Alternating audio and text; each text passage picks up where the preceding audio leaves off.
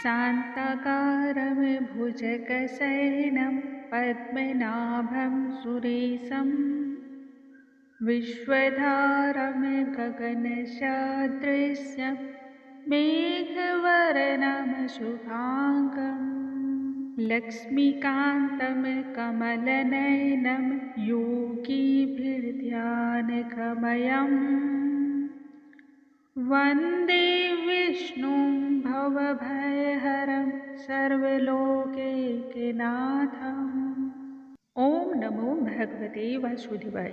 नमस्कार दोस्तों, आज के इस वीडियो में हम सुनेंगे माघ मास महात्म्य के दूसरे अध्याय का पाठ। कल के वीडियो में हमने माघ मास महात्म्य के प्रथम अध्याय का पाठ श्रवण किया था। शास्त्रों में कहा गया है, जो व्यक्ति माघ मास के इस महात्म्य का श्रवण करता है उसे माघ मास के स्नान का पूर्ण लाभ प्राप्त हो जाता है तथा अनंत पुण्य फलों की प्राप्ति होती है। कल के वीडियो में हमने सुना, माघ मास में राजा दिलीप जो कि शिकार की खोज में जंगल को गए हुए थे, जब राजा दिलीप शिकार करके वन से राजमहल की ओर लौटने लगे तब उन्होंने देखा कि वन के सरोवर के किनारे एक तपस्वी तपस्या में लीन है।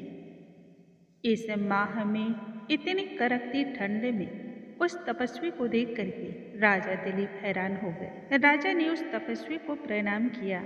तब मुनि कहने लगे कि हे राजन, इससे पुण्य मास को छोड़ करके और इतनी अद्भुत सरोवर स्नान को छोड़ करके तुम यहाँ से जाने की इच्छा क्यों करते हो?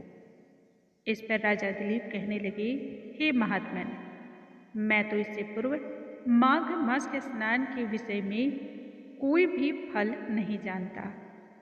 यदि आप मुझे बतलाने की कृपा करें तो यह मेरा सौभाग्य होगा। आज के वीडियो में हम आगे की कथा का श्रवण करेंगे और जानेंगे उस तपस्वी मुनि ने राजा को माघ मास स्नान के फल के पुण्य के विषय में क्या बतलाया। बोलो भगवान श्री हरि की जय, स्वामी नारायण की जय। राजा के मुख से इस प्रकार के वचन को सुन करके तब तपस्वी कहने लगे, हे राजन, सूर्य नारायण बहुत ही शीघ्र उदय होने वाले हैं, इसलिए यह समय हमारे स्नान और ध्यान का है, कथा का नहीं। आप भी स्नान करके अपने घर की ओर चले जाएं तथा अपने गुरु श्री वशिष्ठ जी से माघ मास महात्म्य के विषय में आप श्रवण करें। आपके गुरु निश्चय ही आपको इस माह की विशेषता को बतलाएंगे। इतना कहकर के वह तपस्वी सरोवर में स्नान करने हेतु चल पड़े।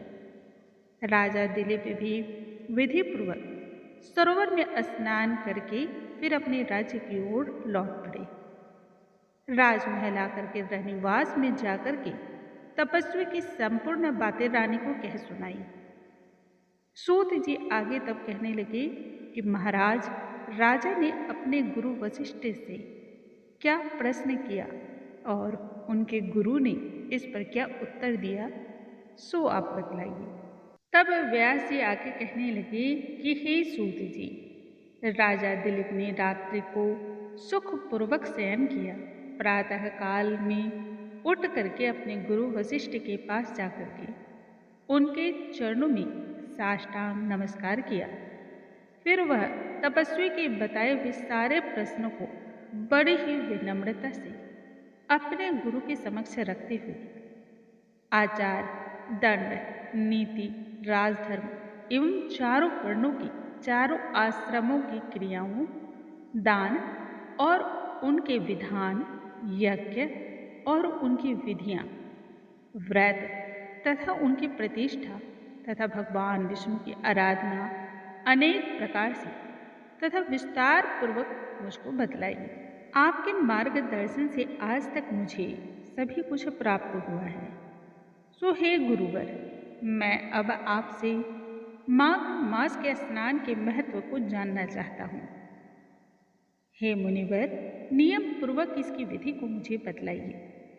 गुरु वशिष्ठ तब कहने लगे, हे राजन, तुमने दोनों लोगों के कल्याणकारी वनवासी तथा गृहस्थियों के अंतःकरण को पवित्र करने वाले माघ मास के स्नान के विषय में बड़ा ही सुंदर और कल्याणार्थ प्रश्न पूछा है।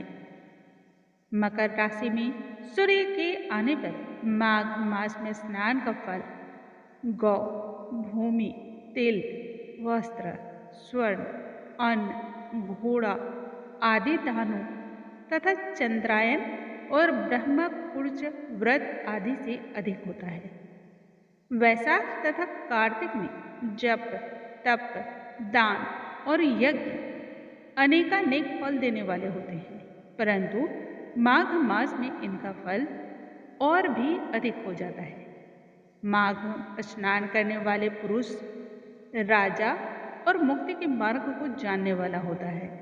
दिव्य दृष्टि वाले महात्माओं ने कहा है कि यदि मनुष्य माघ मास में सकाम भाव से या फिर भगवान के निमित्त नियम पूर्वक स्नान कर लेता है, तब वह अनंत फल और पुण्यों को देने वाला होता है। उसको शरीर की शुद्धि, प्रीति, ऐश्वर्य तथा चारों प्रकार के फलों की प्राप्ति स्वतः ही हो जाती है। अदिति ने 12 वर्ष तक मकर संक्रांति में अन्न त्याग करके स्नान किया। इसी कारण तीनों लोगों को उज्जवल करने वाले 12 पुत्र उन्हें उत्पन्न हुए। माघ में स्नान करने से ही रोहिणी, सुभगा, अरुंधति दानशीलता हुई और इंद्राणी के समान रूपवती होकर के प्रसिद्धि को प्राप्त हुई। जो माघ मास में स्नान करते हैं तथा देवताओं के पूजन में नित्य तत्पर रहते हैं, उनको सुंदर स्थान, हाथी और घोड़ों की सवारी तथा दान को द्रव्य प्राप्त होता है। अतिथियों से उनका घर सदा ही हरा भरा होता है तथा घर में सदा ही वेद मंत्रों की ध्वनि का उच्चारण सुनाई पड़ता है। वह मनुष्य धन्य धन्य है जो माघ मास में स्नान करते हैं, दान देते हैं तथा इनसे जुड़े हुए समस्त व्रत और नियमों का पालन करते हैं। जो मनुष्य माघ मास के स्नान के नियम को नहीं मानता, नहीं करता है, वह जन्म मृत्यु के इस चक्रव्यूह में फंसा रहता है। माघ मास में स्नान करने वाले व्यक्ति को गर्भ में वापस कभी नहीं आना पड़ता, अर्थात कि वह स्वर्ग लोक का अधिकारी हो जाता है। इससे बढ़कर ना तो कोई नियम ही है, ना ही तप, दान, पवित्र और अन्य प्रकार के जप और तप ही है। भृगु जी ने मणि पर्वत पर विद्याधरों को माघ मास महात्म्य को सुनाया था।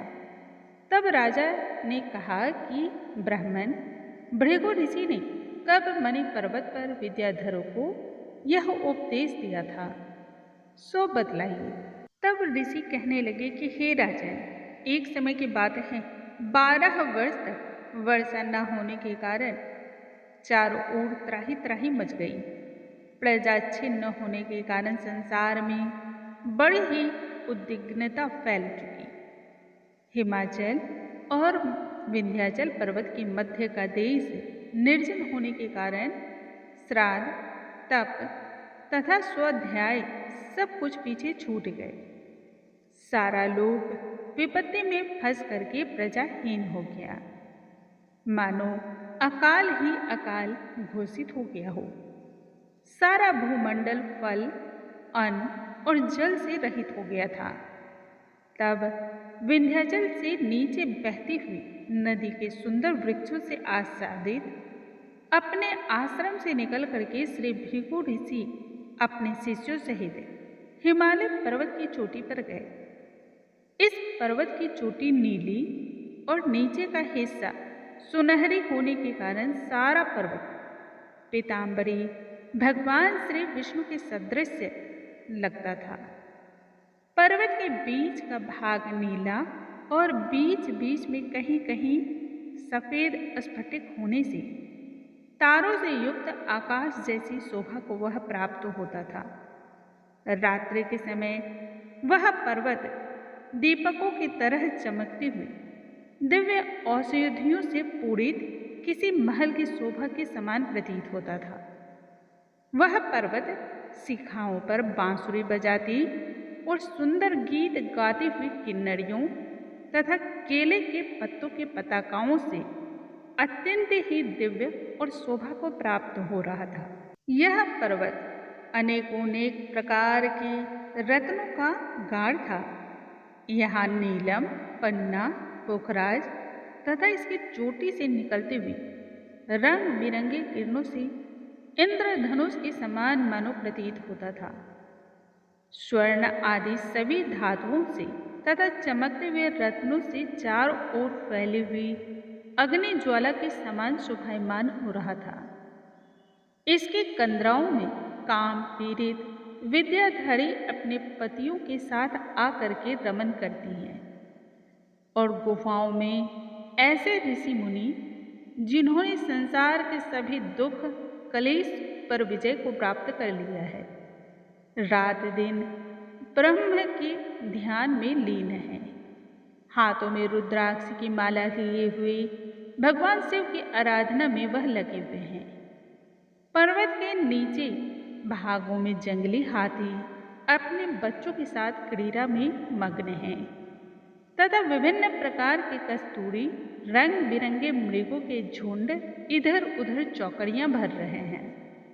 यह पर्वत सदा ही राजहंस तथा मोरों से भरा हुआ रहता है। इसी कारण इसे हेमकुंड के नाम से जाना जाता है।